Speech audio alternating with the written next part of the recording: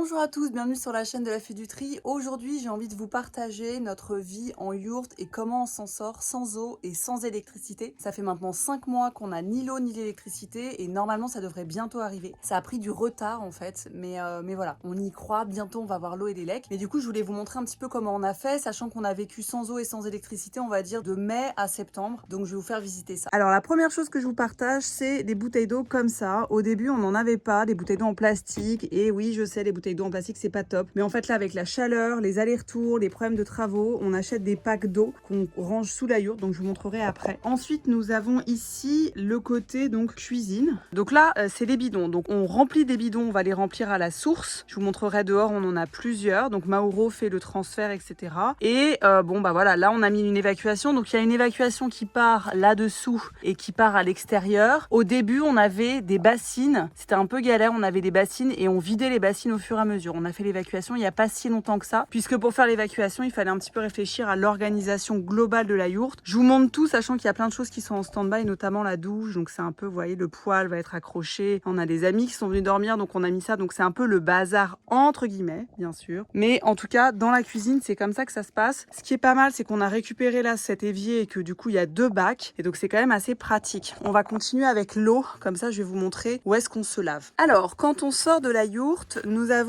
ici la cabane de toilettes. Donc ça, c'est des toilettes sèches. Je vous avais déjà fait une petite vidéo, mais bon, je vous les remontre. Voilà, qu'on a fabriqué maison, toute simple. Donc ça, c'est les toilettes sèches et on gardera ça comme ça parce qu'on va pas avoir des toilettes classiques. Sinon, il faudrait une fosse septique, c'est un peu complexe. Et donc ici, c'est la zone un petit peu salle de bain, on va dire. Donc, nous avons un bidon ici, un petit robinet. Donc le lavabo, on l'avait acheté comme ça, c'est pour ça qu'il y a un robinet qui est déjà présent. Et bon, bah là, bien évidemment, comme vous savez que je suis partenaire Ringala, il y a tous mes produits qui sont ici, qui sont là en attente. Et donc en gros, voilà, c'est ici qu'on va se laver les dents, se laver le visage. Parfois on fait aussi une petite toilette quand il fait trop frais pour se laver à l'eau, je vous montrerai tout à l'heure. Bon voilà, là c'est un peu le bazar, je vous cache pas que c'est pas très beau, pas très propre, mais on a bientôt la salle de bain, donc je me suis pas trop penchée là-dessus. Nous avons un récupérateur d'eau de pluie. Bon, on a eu un été très chaud, donc évidemment le récupérateur il a été vide très vite, mais on a quand même réussi à récupérer un petit peu d'eau de pluie de ce toit-là, même si les toilettes sont un peu sous les arbres. Et on a une autre cabane ici pour récupérer l'eau, on l'a pas encore installée, mais on a quand même pu récupérer l'eau de pluie. L'eau de pluie, c'est vraiment pour arroser les plantes. Donc comme vous voyez ici, ça c'est les bidons. Donc il y en a 2 là. On a aussi des grosses bouteilles d'eau qu'on remplit. Enfin bon, il y a des bidons qui sont un petit peu partout. Donc on va à la source, on remplit tout, on revient ici et on redispatche après dans des bidons en plastique transparent parce qu'ils sont plus pratiques. Donc là, Mauro était en train de tout arroser parce qu'on va partir quelques semaines. Donc voilà, tout est ici. C'est la zone un petit peu à l'ombre. On a réussi à faire tenir les plantes malgré la chaleur. On les aurait condamnées hein, si vraiment il n'avait pas eu assez d'eau, mais on s'est bien débrouillé. Et là c'est pareil, c'est un petit peu notre zone avec une partie des plantes qu'on avait déjà à Bordeaux. Bon voilà, on a réussi à les arroser avec cette eau de source et on est quand même bien content. Alors au niveau de la douche, je vous montre parce qu'il y a eu plusieurs spots. Nos voisins nous ont prêté cette tonne à eau. Donc là-dedans je crois qu'il y a 500 litres d'eau. Donc il suffit d'ouvrir ici en bas. Donc ça on l'a utilisé pas mal pour arroser le potager qui est ici, qui a quand même bien tenu. Mais bon, vraiment cet été il a fait très chaud. Donc on a quand même eu des tomates et des courges, mais bon, on s'est pas non plus mis la rate pour pouvoir arroser parce que la priorité c'était quand même nous. Et sinon, bah en fait, comme il y a le tuyau d'eau ici, là, finalement ces derniers jours, on se lave ici. On se met là-bas, là, on prend un savon, bien sûr naturel, et on se lave là. Je vous avais déjà montré le système de douche, le deuxième système de douche que j'avais installé ici là-bas, qui est quand même pratique. Je vais vous emmener là-bas. Voilà, alors ça on l'a utilisé pendant plusieurs mois, mais vu qu'on avait la tonne à eau, maintenant on a un peu arrêté de l'utiliser. Donc j'avais mis j'ai fabriqué, hop, je vous remets en grand. J'ai fabriqué ce petit support en fait pour avoir un petit rideau parce que je m'étais dit que s'il y a du monde qui vient, ce serait plus sympa d'être caché parce que vous voyez ici, bon, on n'est pas embêté par les voisins, mais en fait quand les gens arrivent, ils arrivent par ce petit chemin là. Donc voilà, je trouvais ça cocoon de fabriquer ça. Alors, on a acheté une baignoire sabot pour pas grand chose sur le bon coin qui normalement devait être dans la yourte et finalement, vous voyez les pieds là se sont cassés quand je l'ai déplacé. Donc je l'ai posé là sur une palette. C'est pas le truc le plus esthétique, je pense que je pourrais faire un petit coffrage en bois, mais honnêtement ça va vraiment être la douche d'été. Donc j'ai mis une bâche là comme ça pour pas que à chaque fois on nettoie avec les feuilles.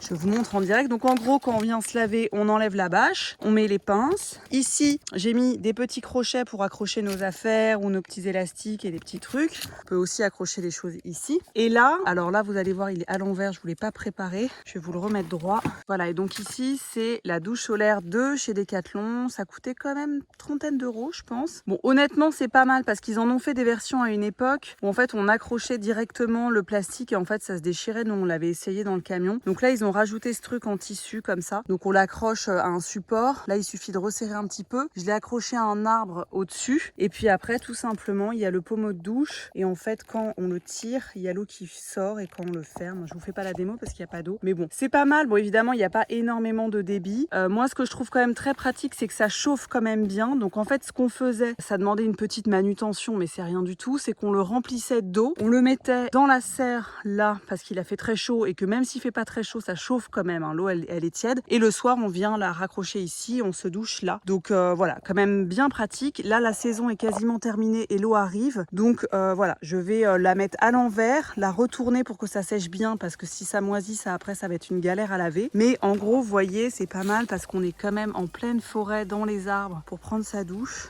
Et au niveau de la vue, il y a quand même pire.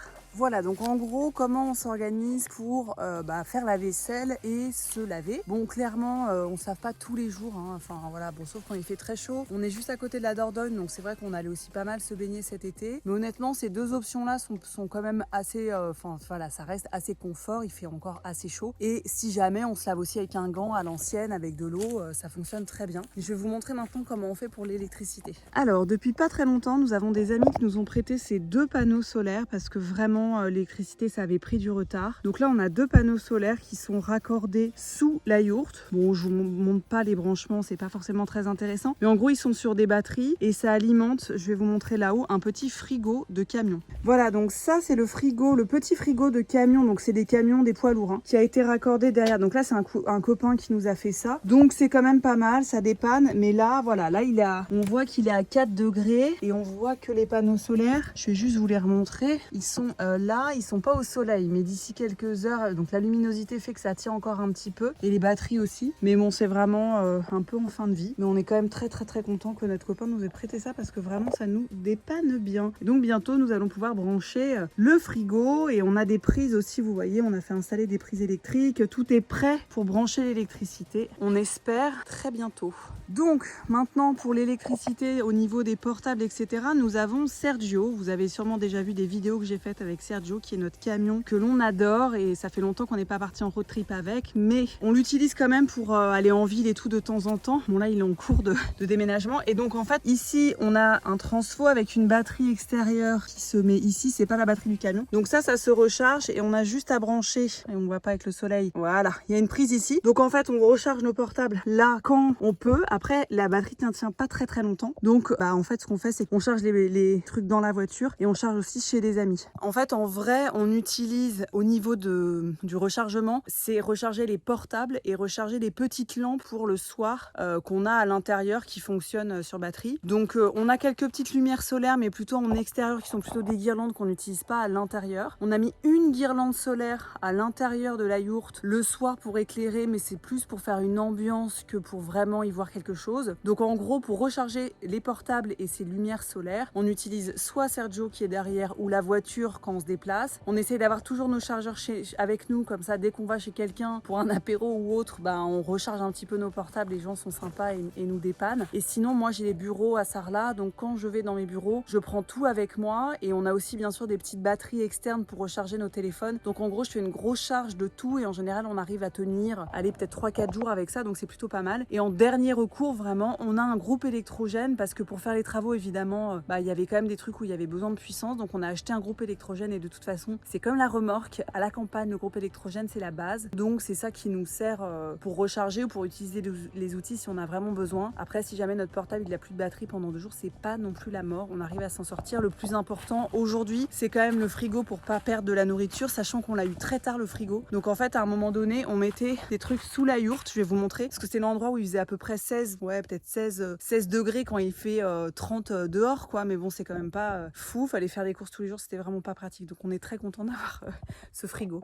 Donc voilà, là c'est encore en cours de travaux, mais là voilà, l'eau est arrivée, mais on stockait ça ici. Donc vous voyez ici, c'est la partie un peu à l'ombre qui prend quasiment jamais le soleil. D'ailleurs, on a mis nos courges, on a aussi des bouteilles et tout là-dedans. Et là, on stocke nos bouteilles d'eau. Donc on mettait la nourriture ici, mais bon, ça n'a pas tenu très très longtemps. Et je sais que c'est possible aussi de faire un frigo du désert, donc de creuser un gros trou, de mettre un gros pot en terre à l'intérieur. On l'a pas fait pour plusieurs raisons, parce qu'en fait, les gros pots en terre, c'est quand même un gros investissement. Il fallait en acheter 2. Alors après, il y a différentes méthodes, mais en gros, il y en a qui mettent un gros pot en terre, un petit à l'intérieur et du sable entre les deux qu'on humidifie. Ça, c'est une première méthode. Et l'autre méthode, c'est aussi sinon d'enterrer les pots en terre. Sauf que nous, je sais pas si vous avez vu un peu le sol, enfin on voit pas très bien, mais c'est vraiment du caillou. Donc déjà, pour creuser 30 cm, faut y aller, c'est un peu physique. Donc un truc énorme, finalement, on l'a pas fait. On aurait peut-être dû, on pensait avoir l'électricité plus tôt, donc voilà, mais finalement, avec ce petit frigo de camion, ça dépanne quand même s'il fonctionne pas la nuit. Voilà, ça c'est les petites lampes dont je vous parlais. Si vous me suivez, vous savez, ces lampes, je les ai utilisées dans les placards parce qu'elles se mettent en mode auto aussi avec détecteur de mouvement. Donc dès qu'on ouvre le rideau d'un placard, hop, ça s'allume. Donc ça dépanne bien et en fait, ça éclaire quand même pas mal. Après, on les met pas non plus toute la soirée et c'est vrai qu'en été, on n'a pas vraiment besoin de trop de lumière. En fait, ça suffit, c'est suffisant. Mais on en a 3 des comme ça. Et honnêtement, pour le soir, c'est pas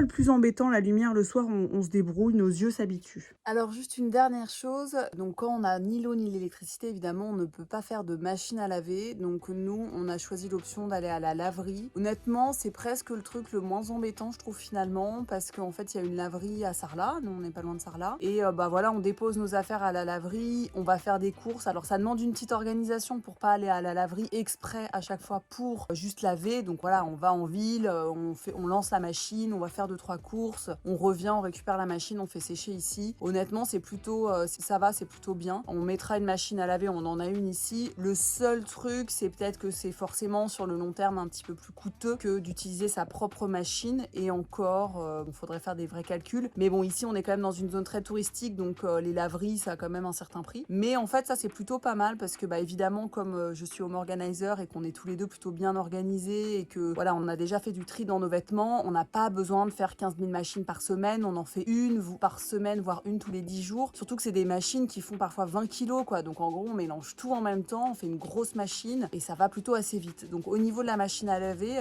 pour l'instant, c'est presque le moins embêtant. Voilà, en gros, je vous ai fait faire un petit peu le tour de comment on s'organisait. Je dois quand même vous avouer que c'est vrai que au début, je m'étais dit ouais, ça va être super, c'est un super projet, ça va aller, l'eau, l'électricité, etc. Effectivement, bon, c'est pas non plus la catastrophe, mais là, au bout de quelques mois, je suis quand même contente de pouvoir me raccorder. On arrive aussi bientôt à l'automne, donc clairement, voilà, on va être beaucoup moins dehors, plus à l'intérieur. On va avoir le poêle à bois, donc ça va aussi nous chauffer. Donc là, on va être au top au niveau énergie. Si jamais c'est toujours pas fait, je vous invite à vous abonner à ma chaîne. Merci de m'avoir suivi. À très bientôt.